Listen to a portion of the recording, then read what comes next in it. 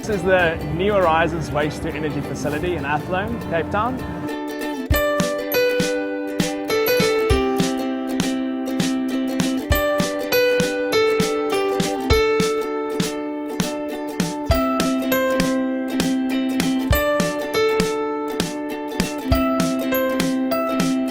This specific project is groundbreaking in Africa.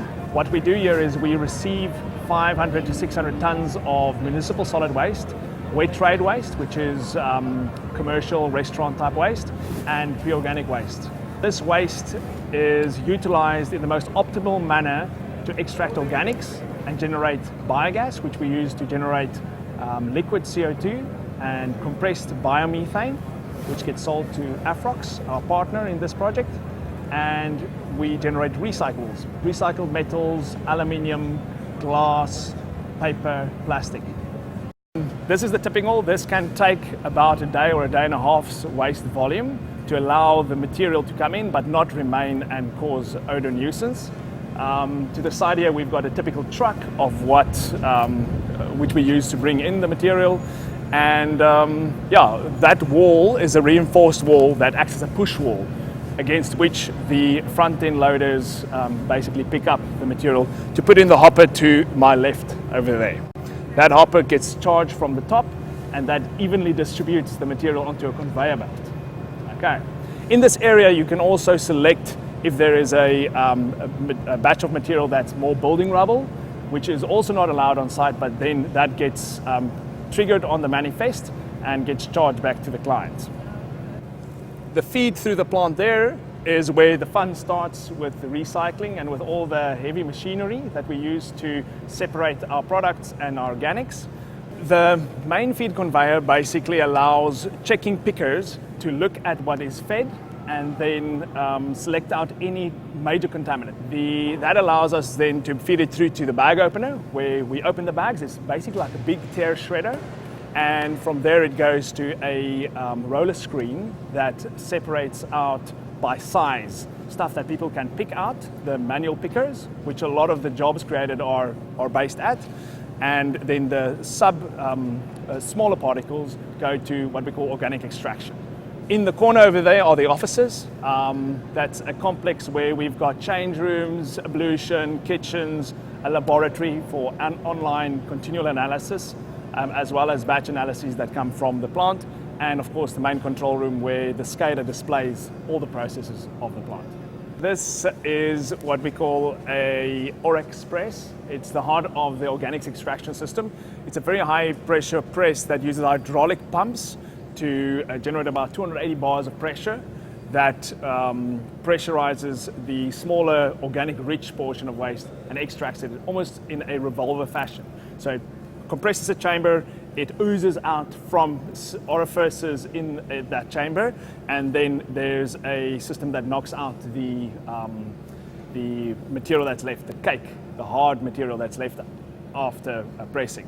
That organic sludge is then fed to the digester, and that's the good food that bacteria love and that where they can make the gas we want. In this area, all the big material comes past, and we've got magnetic conveyor belts that take out ferrous metal. Pickers then drop out their specific recyclables, which they get tasked to take out into these bins, and that gets discharged when that bin is full into a feed system to a baler. Those bales get taken by forklift to the partner next door, WasteSmart, which sells that onto recyclables. These workers that do the picking, they can get trained to target certain types of plastics, glass, certain foils, whatever you need and whatever the market is best suited to at that stage. Right at the end, the big unit there is a wind sifter that separates by density the fluffy, more combustible material from heavy, inorganic, non-combustible material. The light fraction is what we call RDF, which is a fuel substitute. And instead of putting that high CV calorific value material into a landfill and into the ground, we would rather use that as a fuel. And cement kilns and alternative fuel users are looking into that as a use for offsetting fossil fuels such as coal or heavy fuel oil. On this side, the material that gets rejected from the press gets broken up, and we extract aluminium through an eddy current separator, and from there it is joined with the material that is not recycled that gets left by the pickers and also goes into the wind sifter. This area is the second line, so when you've got your municipal solid waste, it would go through the previous recycling process and the big press. We've got a little baby press which is made for material that's much more organic based, so clean organic stuff from a fruit and vegetable market with minimal packaging, and that comes in here and it gets separated here. All the organics goes into a unit that separates out any residual plastics that might be in it, and from there it goes to the digesters.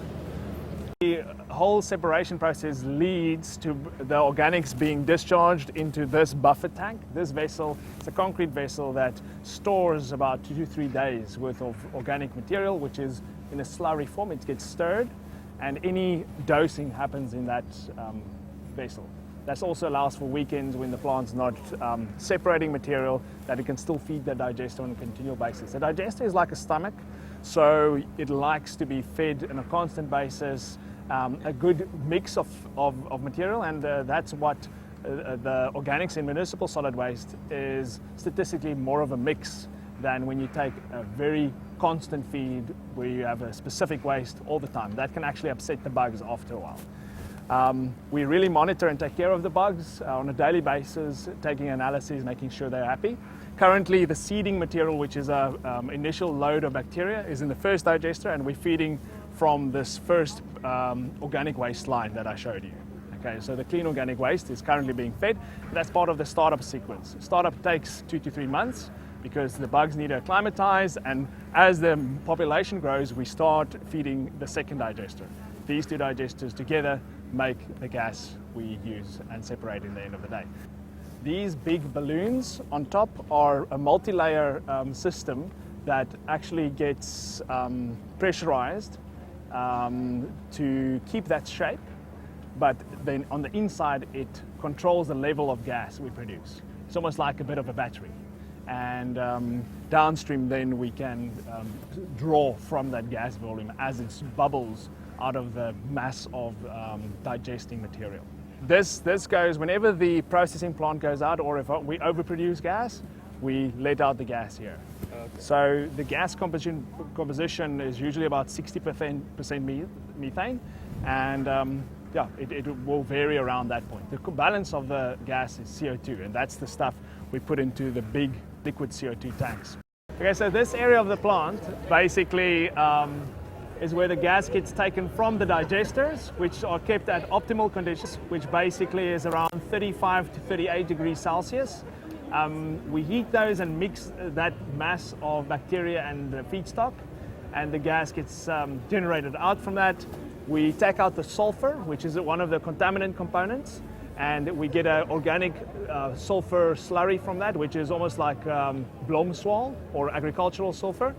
And then from there, we take it to several activated carbon filters that clean out any contaminants, volatile organic compounds that may hinder the separation process downstream. From there, it goes into high-tech membranes where we separate the carbon dioxide molecules from the methane molecules. That process is from the Netherlands, supplied by a Dutch company, and the CO2 from there on gets chilled, refrigerated, and liquefied. That liquid CO2 is what we then sell into the market with Afrox, and which is stored in the big CO2 tanks right at the back. Those tanks can take 50 tons of CO2 each, and once every day or 2 days, a tank will arrive from Afrox and get filled and drive off with a CO2. These are the typical CO2 tankers you see on the road every day. Now you know what's in them. On the other side, we will be transporting the methane too, and the methane will be compressed into trailers supplied by Afrox. The trailers are high pressure trailers that take the methane at 250 bars. That allows the energy density for transport to the clients that use it. These clients are industrial clients that want to offset their fossil fuel use with renewable biomethane. That's it.